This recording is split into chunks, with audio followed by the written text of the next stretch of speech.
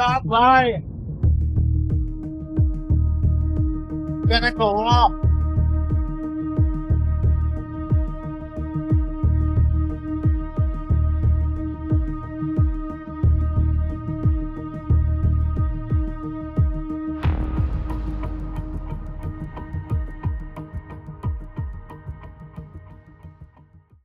في عز النهار راجل دخل بنك في أمريكا ومعاه سلاح غريب. سلم موظفة البنك ورقة وطلب منها $250,000، وبعد 12 دقيقة خرجوا معاه الفلوس. لحد هنا ممكن تبان عملية سطوة غريبة شوية، لكن اللي حصل بعد كده هو اللي حولها اللغز. لأن الراجل ما خدش الفلوس وهرب، ده راح مطعم ماكدونالدز ونزل يدور تحت حجر، وبعدها بكام دقيقة الشرطة حصرته. ولما الضباط قربوا منه ما حاولش ينكر انه سرق البنك، ما طلبش حتى محامي. كل اللي قاله في قنبلة مربوطة في رقبتي ومفيش وقت. والسؤال هنا، مين يحط قنبلة في رقبة شخص؟ وليه الراجل بعد ما خد الفلوس كان بيلف في المدينة ورا ورق مستخبي؟ ولو هو فعلا ضحية ازاي دخل البنك بالهدوء ده؟ ولو هو مجرم ليه يربط في رقبته قنبلة حقيقية؟ والأغرب من كل ده ان الإجابة على الأسئلة دي هتبدأ من أوردر بيتزا. أهلا بيكم في الراوي مع أحمد راوي.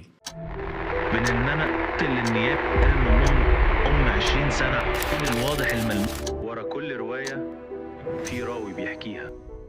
يوم 28 أغسطس سنة 2003 وفي مدينة اسمها إيري في ولاية بنسلفانيا في أمريكا، كان في راجل اسمه براين ويلز. براين كان عنده 46 سنة وكان شغال عامل توصيل بيتزا في مطعم اسمه ماما ميا، وكان بقاله تقريبا 10 سنين شغال في نفس المكان. وفي اليوم ده براين كان في آخر شيفته تقريبا، وكان اليوم ماشي بشكل طبيعي لحد الساعة 1:30 الظهر لما المطعم استقبل مكالمة لطلب 2 بيتزا. والعنوان كان في أطراف المدينة عند برج تلفزيوني في نهاية طريق ترابي، مكان منعزل مفيهوش مطاعم ولا محلات ولا حتى بيت واضح تقول ان في حد مستني الاوردر، لكن ده مكان التسليم اللي العميل طلبه. فبراين اخد البيتزا وركب عربيته الصغيره واتجه للعنوان. وبالنسبه لعامل توصيل انه يروح لمكان بعيد مش شيء مستحيل. اقصى حاجه ممكن يتوقعها ان الزبون ما معهوش فكه او يفتح الباب ويقول له البيتزا بارده، لكن اللي كان مستني براين ما كانش زبون متضايق. واللي حصل عند برج الارسال هيبقى اهم جزء واكتر جزء غامض في القضيه كلها. براين وصل لمنطقه البرج قبل الساعه 2 الظهر تقريبا، ومن اللحظه دي في جزء مفقود من القصة. محدش شاف بالتحديد ايه اللي حصل هناك ولا مين كان مستنيه ولا ايه الكلام اللي دار بينهم. كل اللي نعرفه بشكل مؤكد ان براين راح للبرج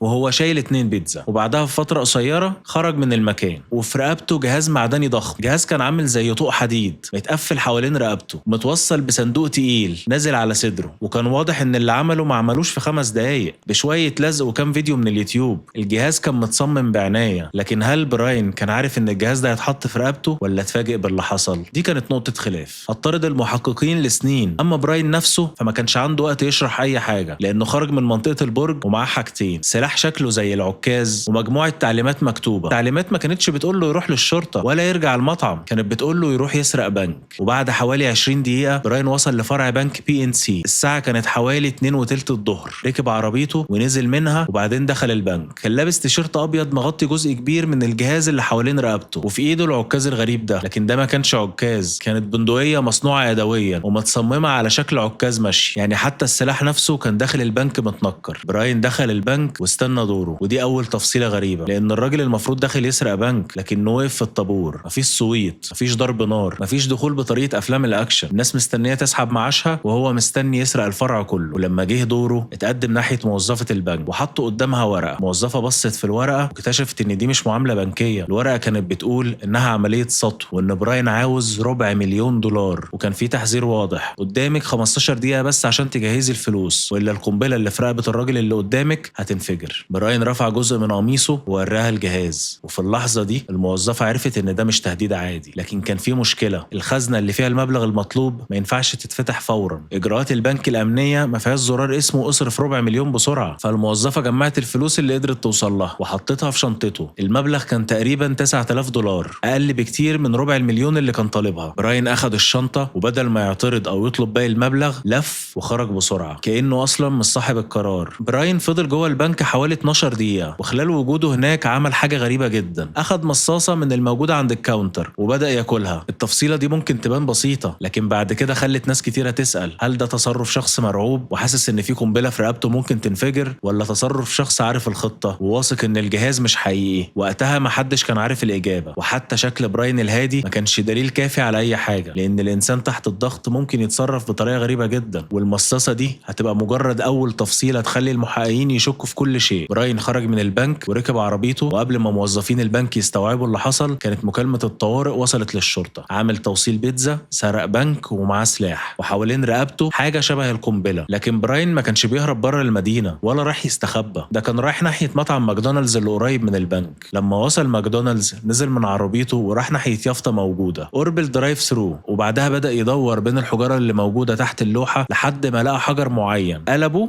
فلقى ورقه ملزوقه فيه من تحت. الورقه كان فيها تعليمات جديده، وهنا بدات الصوره تتغير، لان براين ما كانش بيتصرف كواحد هرب بالفلوس، كان بيتحرك كشخص بينفذ مراحل، كل مرحله بتوصله للمرحله اللي بعدها. سرقه البنك ما كانتش المهمه كامله، دي كانت مجرد اول خطوه. تعليمات قالت له انه لازم يروح مكان جديد، وهناك هيلاقي ورقه تانية، وبعدها مكان تالت، وفي كل محطه كان المفروض يلاقي مفتاح او تعليمات تساعده انه يتخلص من الجهاز، كانه بيلعب لعبه ابحث عن الكنز. لكن بدل ما الجايزه تبقى كنز، جايزه كانت انه يفضل عايش، والخساره كانت مكتوبه بوضوح على صدره. براين رجع عربيته واتحرك للمكان التاني، لكن الشرطه كانت وصلت للمنطقه، وبعد حوالي 15 دقيقه من خروجه من البنك رجاله الشرطه شافوا عربيته كانت واقفه في موقف السيارات قدام محل اسمه اي جلاس وورلد. الضباط حصروا المكان ووجهوا اسلحتهم ناحيه براين وامروه انه ينزل من العربيه. براين نزل، والشرطه اجبرته انه ينزل على الارض وربطت ايديه ورا ظهره. بالنسبه للضباط، الراجل اللي قدامهم خارج من عمليه سطو مسلح ومعاه فلوس البنك وفي عربيته سلاح، لكن براين بدا يقول لهم ان القنبله حقيقيه وانه تعرض لهجوم وقت ما كان بيوصل البيتزا، وقال ان مجموعه من الرجاله ثبتوا الجهاز في رقبته تحت تهديد السلاح واجبروه انه يدخل البنك. والضباط ما كانوش عارفين هل روايته حقيقيه ولا دي خطه عشان يبرر السرقه لو اتقبض عليه، بس هم كانوا شايفين الجهاز وفي طوق حديدي مقفول على رقبته وصندوق معدني واسلاك وتايمر على صدره. براين كان قاعد على الارض وايده مربوطه ورا ظهره، والضباط على مسافه امنه منه، وبداوا يبعدوا الناس عن المكان